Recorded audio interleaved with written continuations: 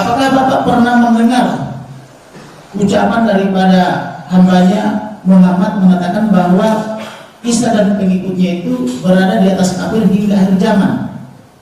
Pernah mendengar? Berada di mana?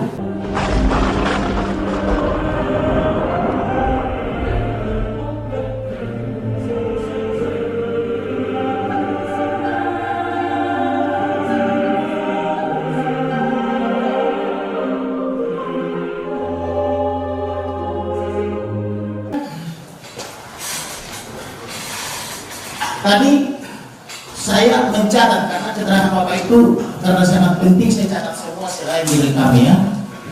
Tadi Bapak mengatakan bahwa tidak ada ajaran di dalam Islam untuk membunuh. Betul Pak? Betul. Kemudian Bapak mengatakan tadi bahwa teroris itu juga adalah karena tidak benar, begitu ya? Iya. Baik. Bapak mungkin mengetahui atau membaca melalui media belum lama ini ada beberapa orang ditangkap karena terduga ya Pak ya, teroris dari MUI. Oh, itu nanti serahkan kepada majelis. Baik. Dan kemudian pertanyaannya sama. mengetahui atau tidak saja? di mana? Mengetahui atau tidak saksi? Tidak ada relevansinya dengan materi perkara ini. Baik.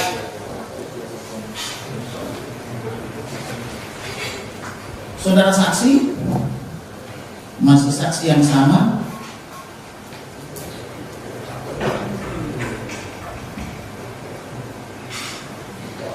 Apakah saksi pernah membaca QS 8 ayat 39?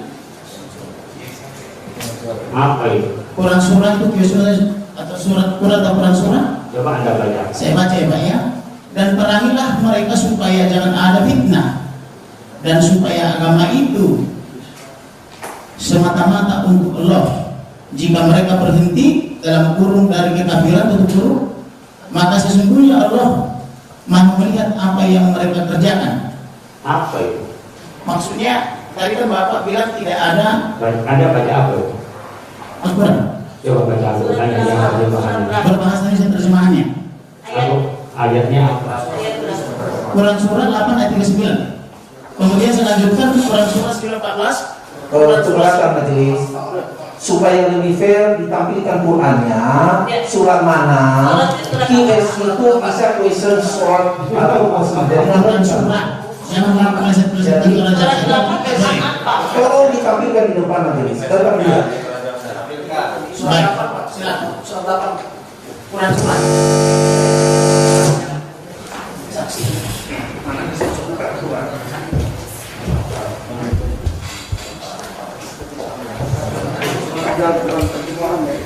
QS 8 ayat 39 Quran surah ya?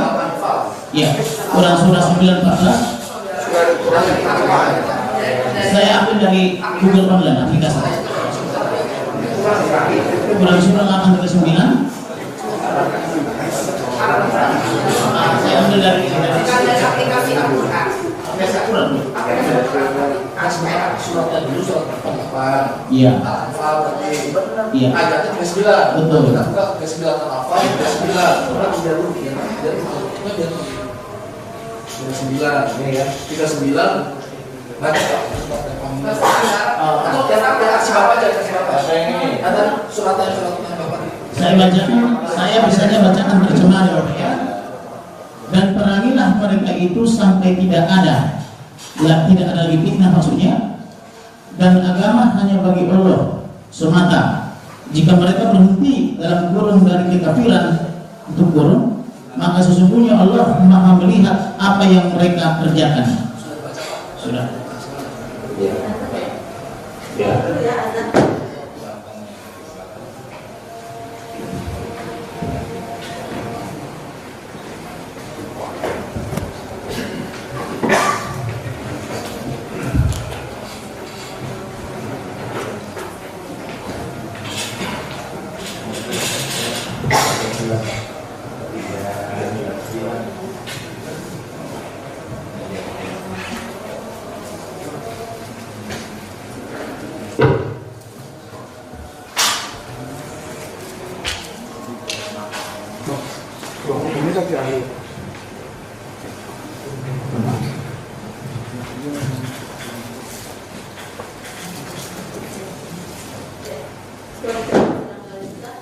Yang ditanyakan saksi apa yang saya?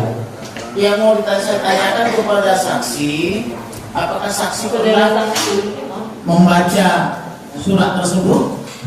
Baca. Pernah ya? Baik. Saya tadi tergelitik membuka itu karena saksi tadi mengatakan bahwa tidak ada perintah untuk memerangi atau membunuh kecuali karena diperangi. Nah, ya pertanyaan saya, apakah konteks itu sedang lagi diperangi atau dalam keadaan damai? Itu pertanyaan saya, saudara saksi. Yang tadi saya sempat jelaskan, memahami Al-Quran itu jangan pakai bahasa Indonesia, pakai bahasa Arab. Qatil di situ kan beda, membunuh dan memerangi itu beda. Jadi memerangi itu seperti memerangi kebodohan, memerangi sampai tidak ada fitnah. Walaupun dinu lillah, agama hanya kepada Allah. Karena diartikan sebenarnya membunuh dalam arti menghilangkan nyawa manusia. Itu tidak bisa dikonfrontasi bahasa bahwa agama tidak mengajarkan membunuh, lalu dengan ayat itu dianggap disuruh membunuh. Itu yang perlunya ngaji di sini. Pertanyaan saya, Pak, orang seperti apa yang dimaksud oleh ayat itu sesuai pemahaman? Ya bahwa kita ini, mari kita berjuang di jalan Allah sampai orang agamanya itu kepada Allah. Kenapa ditujukan kepada kafir saja, Pak? Wayakuna tinulillah, mana yang bukan kafir saja. Wa qatilukum hatta la takuna fitnatun wa yakuna. Jadi kepada mereka, kalau mereka yang sudah Islam, apa yang diperjuangkan lagi? Jadi yang dimaksud kafir itu siapa, Pak? Kafir itu adalah orang yang tidak memahami terhadap keesaan Allah, itu kafir. Baik. Apakah Bapak pernah mendengar ucapan daripada hambanya Muhammad mengatakan bahwa Isa dan pengikutnya itu berada di atas kafir hingga akhir zaman? Pernah mendengar? Berada di mana? Berada di atas kafir hingga akhir zaman. Isa dan pengikutnya. Enggak, kalau yang di dalam Islam itu semua pengikut para nabi yang benar adalah orang yang bertauhid. Hanya syariatnya berbeda. Bukan pertanyaan saya, Bapak sebagai saksi pernah tidak mendengarkan gitu? Enggak. Tidak pernah. Enggak. Apakah saksi pernah mendengar bahwa Isa itu terkemuka baik di akhirat maupun di dunia maupun di akhirat? Gimana? Pernah mendengar Bahwa surat yang mengatakan bahwa Isa itu dan pengikutnya terkemuka di dunia maupun di akhirat? enggak. Belum pernah ya? Baik. Tadi Bapak berbicara dalam memahami Al-Quran itu secara tekstual dan kontekstual. Betul? Memahami, ya. Oke. Bisa Bapak jelaskan seperti apa itu tekstual, seperti apa kontekstual? Nah, tekstual itu adalah memahami Al-Quran hanya pada makna per makna, yang zahir dari makna. Kemudian bagaimana menerjemahkan Al-Quran di dalam kehidupan, penafsiran dalam kehidupan sehari-hari sesuai dengan konteksnya, sesuai dengan kondisinya. Semacam mengaplikasikan begitu dalam diri? Iya, dalam aplikasi Al-Quran itu ada, itu yang harus yang tekstual seperti ulama. Bagaimana menerjemahkan Al-Quran di dalam kehidupan sehari-hari itu yang sesuai dengan urusan, khususnya di dalam masalah muamalah. Kalau akidah nggak bisa dikontekstualisasikan. Itulah di dalam Islam ada bilang nggak semuanya bisa dikontekstualisasikan. Akidah nggak bisa dikontekstualisasikan. Tetapi muamalah itu sangat dikontekstualisasi. Itu yang disebut dengan ada yang tadi tekstual, yang literalis secara memaknai agama, Al-Quran itu. Ada yang namanya kontekstual, di mana Al-Quran itu ditarik di dalam kehidupan nyata sesuai dengan konteksnya. Itu ekspor, nggak sembarang orang. Nggak sembarang orang, Pak ya. Baik. Kemudian saya mau bertanya tentang keterangan saksi tadi kepada majelis hakim maupun kepada jaksa yang menyatakan bahwa kalau saja bersalawat untuk Nabinya Muhammad Rasulullah, begitu ya Pak ya? Betul. Apa itu maksud bersalawat? memberikan rahmatnya. Tadi sudah menjelaskan kalau Allah berselawat kepada Nabi memberikan rahmatnya, kalau malaikat mendoakan dan memintakan ampunnya. Bila demikian, apa sih arti berselawat, berdoa atau memberi rahmat? Nah, ini nanti ada ngaji aja kalau makna itu sudah lumrah di kita berselawat. Tidak bisa dijelaskan ini? Nanti kalau Anda mau ngaji Harus isi khusus ya. Baik, Ya. terima kasih Bapak terpaksa untuk menjawab. Baik. karena itu sudah biasa di kita berselawat, tidak perlu dimaknai lagi makna itu bagi kita. Baik. Jadi maklum nanti lebih darurat namanya. Baik. Bolehkah saya katakan berselawat itu beribadah atau berdoa? Ya, berselawat itu artinya bisa jelasin. Iya. Selawat itu adalah kalau dari Allah itu memberikan rahmatnya, kalau dari malaikat itu memintakan ampunnya kepada Allah Subhanahu wa Ta'ala. Ya ayyuhalladzina amanu, kalau dari manusia kepada Allah berselawat itu adalah memohonkan rahmatnya kepada Allah kita, dan kita agar dekat dengan Allah melalui dengan salawat kepada Nabi Muhammad itu. Ya dengan kata-kata Allahumma sholli ala sayyidina Muhammad sallallahu. Kenapa sih tidak mau menjelaskan? Karena pertanyaan saudara adalah bagi kami yang muslim sudah sangat paham berselawat itu. Baik. Saudara saksi terkait dengan surat dakwaan yang diajukan oleh jaksa penuntut umum tentang kutipan daripada video terdakwa bahwa seolah-olah ada perpecahan gitu ya. Sedangkan dalam fenomena sosial saat ini kita seringkali melihat perbedaan-perbedaan tajam antara pengikut Sunni dengan Syiah, Muhammadiyah dengan NU. Belum lagi misalnya ada baru-baru ini jam pemerintahan Pak Jokowi, Muslim Nusantara dan sebagainya, gitu ya. Apakah itu bisa dimaknai sebagai perpecahan atau bagaimana cara memaknai itu? Belum lagi ada penyebutan-penyebutan adun dan sebagainya yang sangat kadang menyakitkan hati gitu, saudara saksi. Itu beda antara perbedaan dengan perpecahan. Perbedaan aja ya. Perbedaan saja. Kalau perpecahan itu kan mengarah kepada disharmoni. Tapi kalau perbedaan ada perbedaan pendapat yang lumrah. Beda dengan perpecahan, apalagi dengan cara penistaan itu lagi-lagi. Baik. Saudara saksi, saya ini kebetulan senang sekali mendengar ceramah-ceramah seperti ceramah Gus Dur, Buya Shihab, Profesor Buya Syakur. Bahkan ada sahabat saya suka mengundang saya ke pesantrennya dari NU juga, Gus Nuri. Tapi yang mau saya tanyakan adalah ketika mereka memberikan apa itu ceramah-ceramah itu sepertinya kita nyaman-nyaman saja bisa sambil minum kopi, tetapi ada juga yang memberikannya dengan cara yang sangat keras. Nah kemudian yang mau saya tanyakan lagi, di dalam ceramah-ceramah itu ada juga saya pernah mendengar bahwa batu atau Hajar Aswad itu dulu berwarna putih, kemudian karena belakangan menjadi hitam karena menghisap dosa. Apa itu betul? Enggak, itu dari surga. Tidak betul ya? Tidak betul. Kemudian ada juga penceramah yang menyatakan bahwa itu di hari kiamat nanti akan berubah jadi tangan Allah. Itu betul? Apakah itu hadis doib itu? Saya tidak perlu menjelaskan ini di dalam persidangan. Enggak, karena berkaitan tadi dengan dakwah daripada jaksa penuntut umum yang menyatakan bahwa Allah itu adalah kiblat itu sendiri, kan begitu? Ya, nah, sekarang saya tidak perlu menjelaskan itu. Baik, tidak perlu dijelaskannya. Baik, Ya, itu hak daripada saksi ya. Ya. Kemudian tadi ada pertanyaan, kemanakah umat Islam atau umat Rasul pasca meninggal? Kan begitu tadi kurang lebih penjelasan jaksa di dalam surat dakwaannya. Kemudian yang saya tanyakan adalah, ada nggak salah satu surat atau ayat misalnya untuk diberikan kepada terdakwa ini supaya dia yakin, yang menyatakan bahwa ada kepastian kemana perginya pasca kematian? Karena sebab ketika hambanya Muhammad ditanyakan di mana orang tuanya, dia pun menjawab di neraka. Apakah itu sedang bercanda atau serius? Kami kurang paham. Tapi tolong saudara saksi jelaskan. Terima kasih. Pertanyaannya yang mana? Pertanyaannya, kemanakah umat muslim pergi pasca meninggal? Oh, udah jelas. Kita ada namanya alam barzakh. Alam barzakh maksudnya? Alam barzakh. Alam barzakh. Alam barzakh itu adalah alam di mana kehidupan setelah kematian sampai menunggu hari kiamat. Baik. Di hari kiamat itu nanti akan dihisab amal baik dan amal buruknya, termasuk iman dan tidak imannya dalam keyakinan Islam. nanti di Yaumil Mahsyar, tempat bertemunya orang-orang itu, disitulah Nabi Muhammad memberi pertolongan, namanya syafaat bahasa kita. Nah, di situ nanti kalau yang baik ya bisa, bahkan ada di sahabat Nabi langsung ke surga. Yang amal baiknya lebih banyak dan juga dapat pengampunan bisa langsung ke surga. Yang amal baiknya lebih sedikit daripada amal buruknya tapi gak diampuni, ini bisa ke neraka dulu, tapi nanti suatu saat oleh Allah diangkatkan ke surga.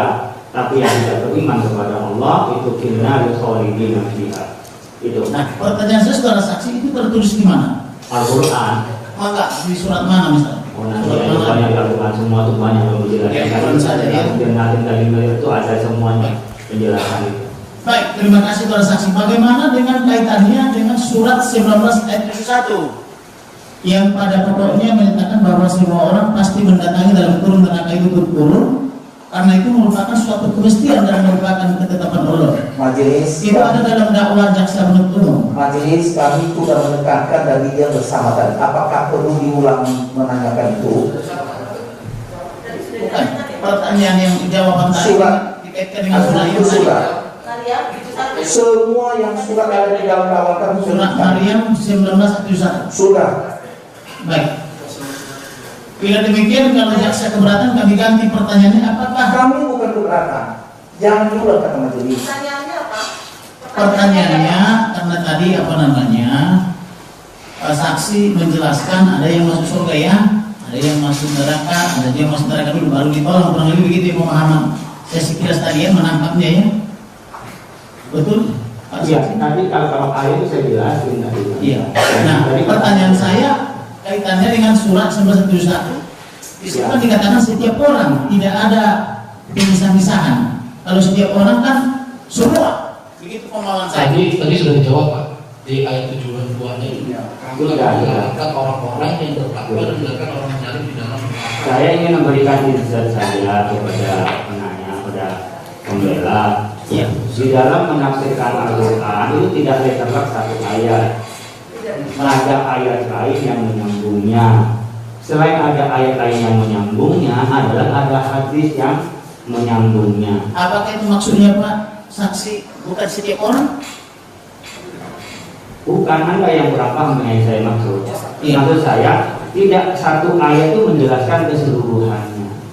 Tapi Al-Quran dari satu ayat dengan ayat lain itu menjelaskan. Termasuk yang saya jelaskan tadi adalah kandungan yang ayat Anda inginkan saya jelaskan. Apakah saksi mengatakan bahwa satu ayat itu tidak bisa berdiri sendiri, harus didukung oleh ayat lain? Pastinya adalah Baik. itu. Kemudian belum lama ini ada juga fenomena di mana salah satu kasat kita mengatakan Tuhan itu bukan Arab. Kemudian itu juga ada dalam videonya terdakwa. Bagaimana saksi memahami itu? Tolong dipertegas majelis. Di mana hubungannya kasar atau maksudnya? Video nomor berapa?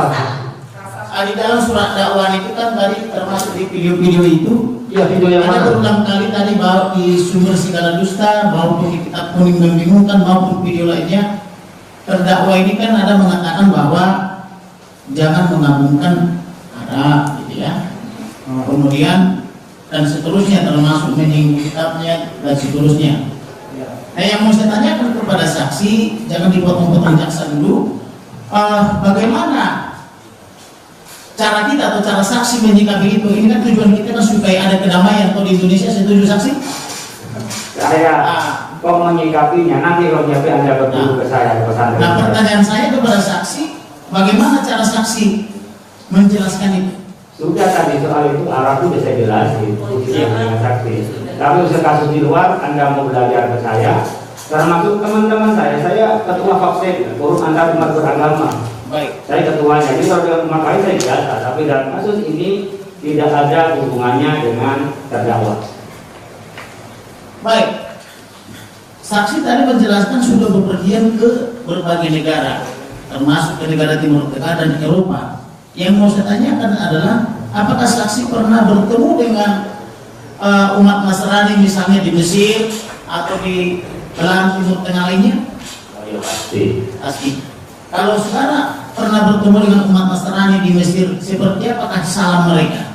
Ya, mereka dengan salam bisa good morning. Good morning di Timur Tengah? Bisa. Apakah mereka juga mengucapkan salam misalnya Assalamualaikum warahmatullahi wabarakatuh? Mereka kadang-kadang cuma Assalamualaikum. Assalamualaikum. Assalamualaikum. Assalamualaikum itu salam kepada, tapi ketika warahmatullah itu nggak ada yang diganti dengan Yesus. Bagaimana dengan kata Alhamdulillah? Apakah itu diucapkan Nasrani di Timur Tengah? Alhamdulillah diucapkan, tapi tidak alhamdulillah Yesus. Pernah bertemu dengan apa namanya Kristen Koptik di Mesir? Saya nggak ke Mesir. Saya Oh, belum pernah ke Mesir ya? Iya. Baik. Mereka tidak mengucapkan Bismillah Yesus, tidak mengucapkan Alhamdulillah Yesus, tidak mengucapkan juga Rahmat Yesus, begitu saksi? Saya belum pernah menemukan. Belum pernah menemukan ya. Baik. Saudara saksi tahu nggak bahwa terdakwa itu mengucapkan itu kapasitas dia sebagai orang yang sudah percaya kepada Yesus. Memang tidak lazim di dalam dunia Islam. Ya, urusan dia masuk tidak masuk itu adalah bagian dari kebebasan. Tapi simbol Islam pertama itu sudah diubah. Baik.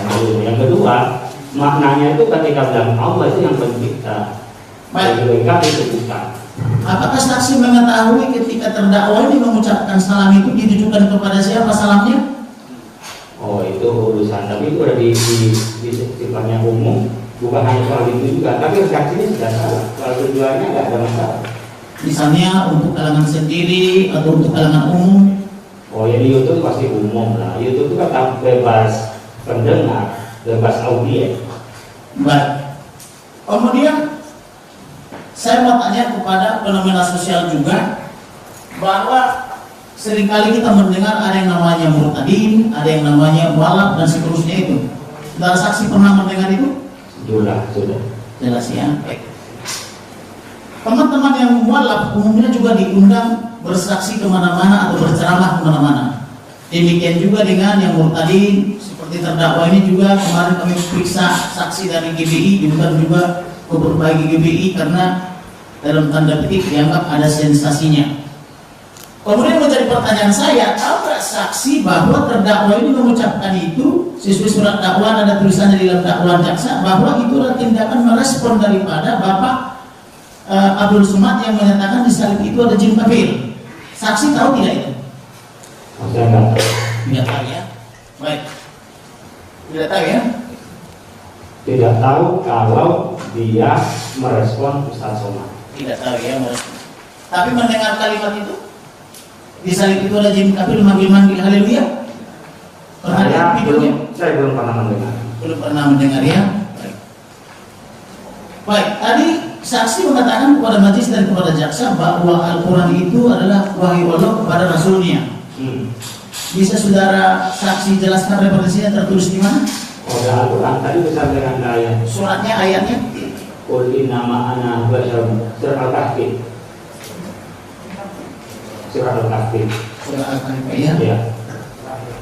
Nanti.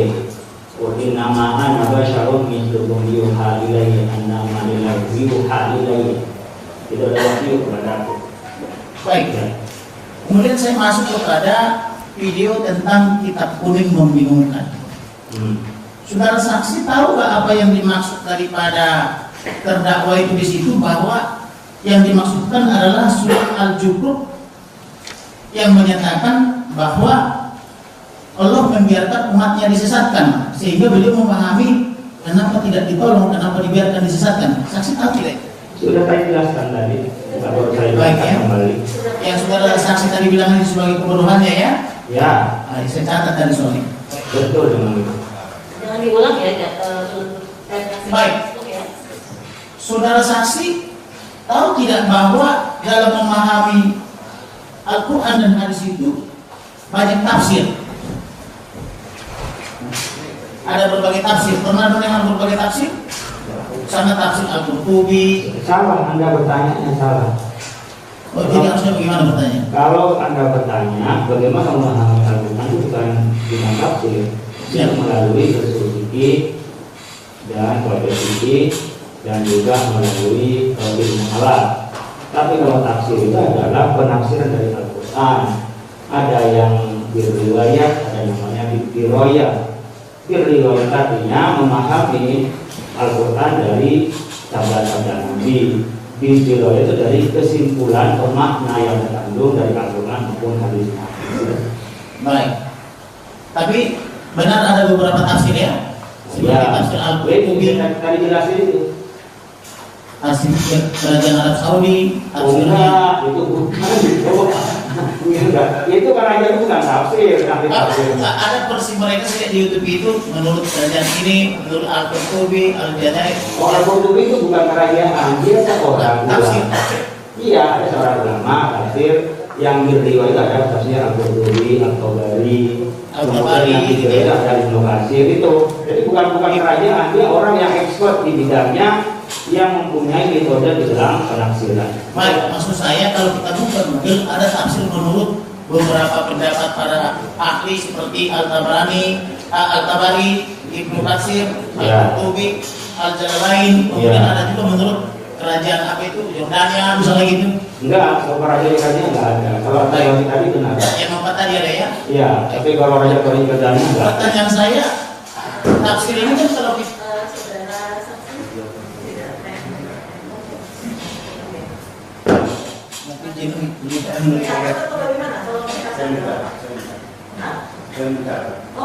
mencatat.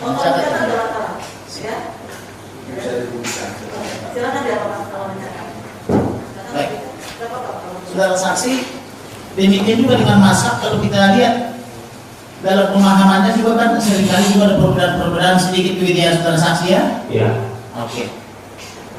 Artinya di dalam Islam itu juga dalam memahami tidak semua mereka sependapat dalam memahami sesuatu hal, Bang. Ada perbedaan ya? Ada perbedaan tapi tidak ada penistaan. Bukan penistaan, betul setuju. Tidak ada penistaan, tapi perbedaan ada.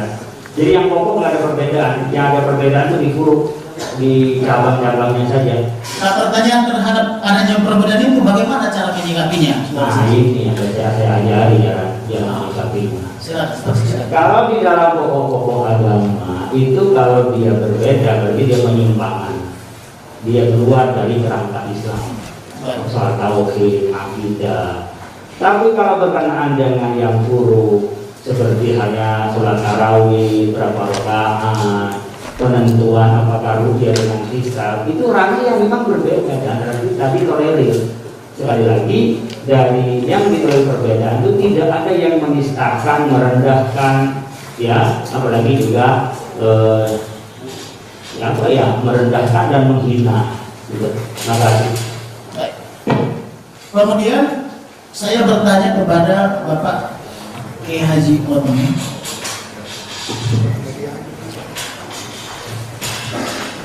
Izin Pak Kiai boleh jawab boleh tidak? Apakah dalam beberapa minggu yang lalu ada mengikuti kegiatan di Kementerian Agama apa namanya itu Pangandaran?